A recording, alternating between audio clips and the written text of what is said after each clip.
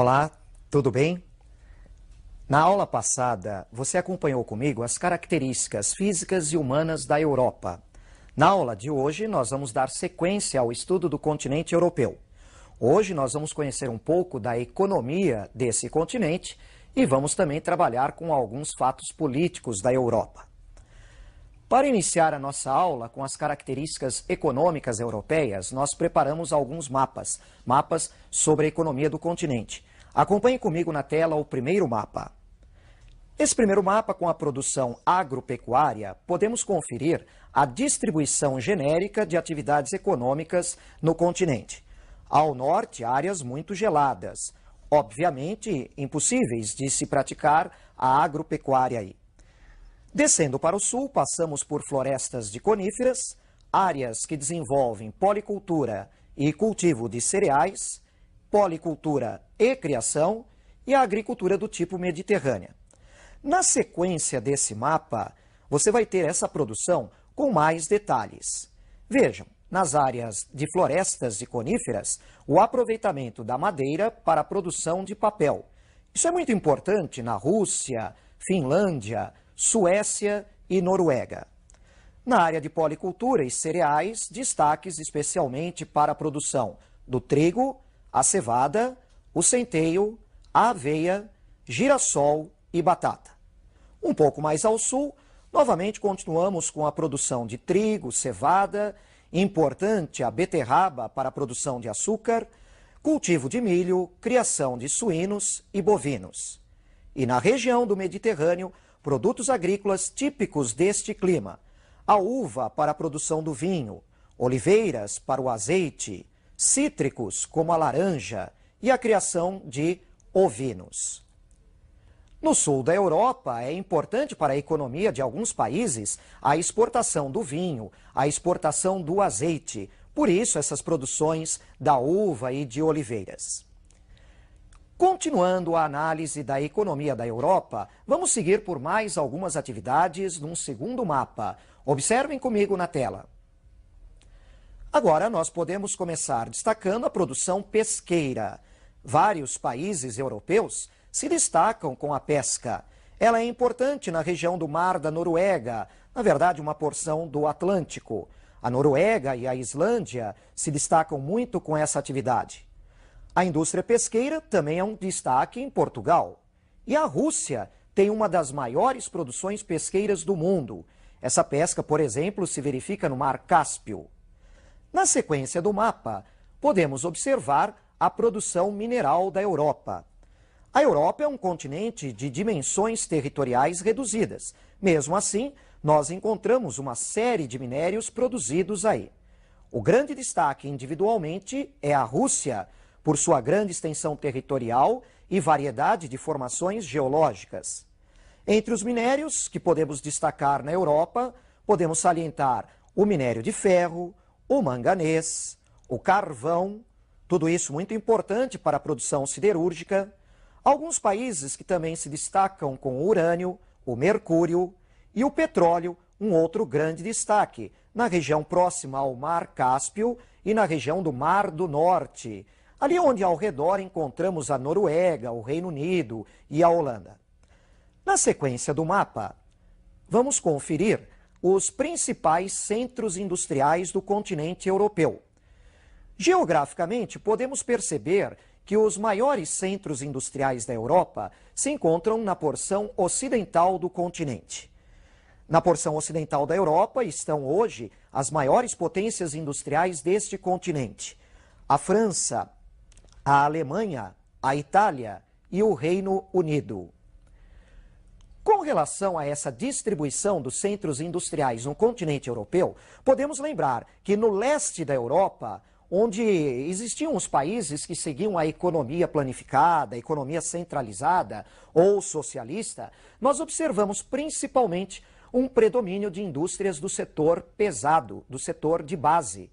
A indústria química, siderúrgica, mecânica, metalúrgica, além da produção na construção naval, material ferroviário e, em alguns casos, também o desenvolvimento de indústrias do setor bélico, nuclear e espacial. Na Europa Ocidental, nós já observamos uma maior diversidade de tipos de indústrias.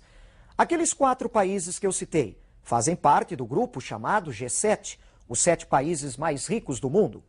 O sudeste da Inglaterra, o nordeste da França, na região de Paris, o oeste da Alemanha, no vale do rio Reno e do rio Ruhr, o norte da Itália, no Vale do Pó, são regiões industriais muito importantes da Europa Ocidental. Além daqueles setores industriais que eu já destaquei para a Europa Oriental e que são muito importantes na Europa Ocidental, nós podemos lembrar também da importante produção automobilística e de uma série de outras indústrias de tecnologias avançadas. A biotecnologia, informática, eletrônica, excelente indústria do setor aeronáutico, espacial, além das indústrias tradicionais, mais simples e muito fortes, no setor alimentício e no setor têxtil.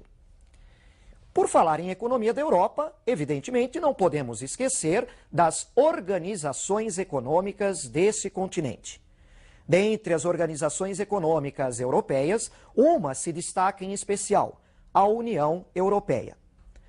Você vai me acompanhar em mais uma tela para começarmos a conhecer essa organização, a União Europeia. Acompanhe comigo. Nesse mapa, nós vamos conhecer os membros que são participantes dessa organização desde o seu princípio, em 1957. Neste ano, através da assinatura do Tratado de Roma, formou-se o antigo Mercado Comum Europeu. Ele reunia inicialmente 6 países: a Bélgica, Holanda e Luxemburgo, além da França, a Itália e, na época, a Alemanha Ocidental. Hoje, apenas uma Alemanha. Na sequência do mapa, nós vamos conhecer os países que se integraram a essa organização em 1973.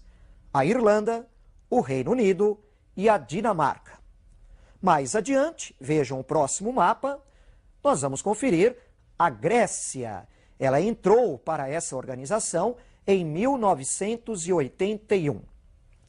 Na sequência do mapa, mais 2 integrantes para essa organização, Portugal e Espanha, que entraram para o Mercado Comum Europeu em 1986. E por último, em 1995, a entrada de mais 3 países, a Suécia, a Finlândia e a Áustria. Atualmente, portanto, nós percebemos que a União Europeia é composta por 15 integrantes. Ao longo desse histórico, desde o Mercado Comum Europeu, criado em 1957, até os dias de hoje, essa organização evoluiu e muito. Destaca-se particularmente a assinatura de um outro tratado, o Tratado de Maastricht, na Holanda, em 1991. Esse tratado preparou o caminho para uma integração completa entre esses países. Não só a livre circulação de mercadorias, mas também a livre circulação de mão de obra, de capitais e de serviços. Além disso, os europeus começaram a se acostumar com a existência de um banco central e começaram a preparar o caminho para a implantação de uma moeda única, o euro. Me acompanhe agora na próxima tela. Nós vamos observar uma comparação entre alguns países da União Europeia. De início, vamos comparar o desemprego e o produto interno bruto em bilhões de dólares. Você vai perceber que, apesar da União Europeia ser uma organização muito forte, de grande destaque, há diferenças internas entre os países que compõem essa organização. No PIB, por exemplo, a Alemanha e a França têm um PIB muito elevado. A Alemanha é a terceira maior potência do mundo, após os Estados Unidos e o Japão.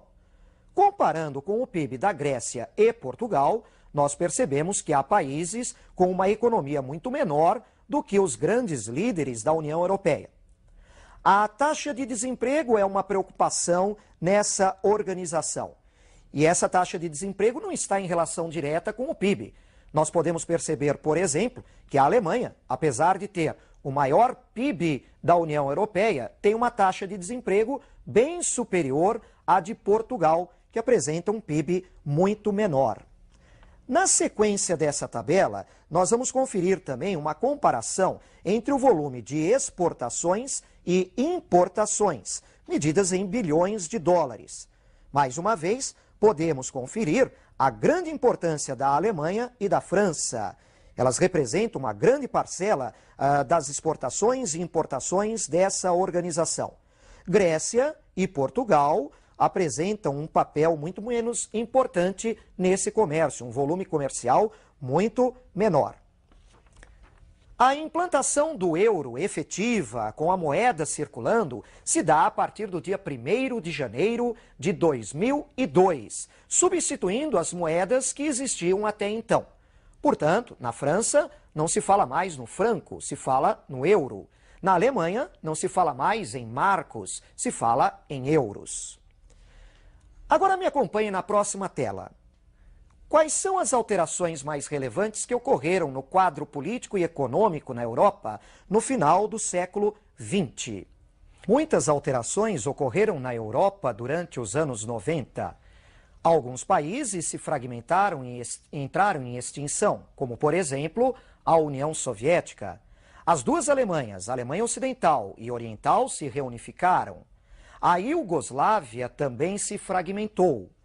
Observem comigo o mapa da Iugoslávia nos anos 90. A Eslovênia, a Croácia, a Bósnia e a Macedônia se tornaram independentes. A Iugoslávia restante ficou sendo formada pela Sérvia, Montenegro e duas regiões semi-autônomas, Voivodina e Kosovo. Mesmo essa Iugoslávia restante passa por transformações. No ano de 2002, ela se extingue e hoje forma a Federação da Sérvia e Montenegro. Agora me acompanhe em mais uma questão para encerrarmos a nossa aula. Podemos afirmar que a Europa é um paraíso?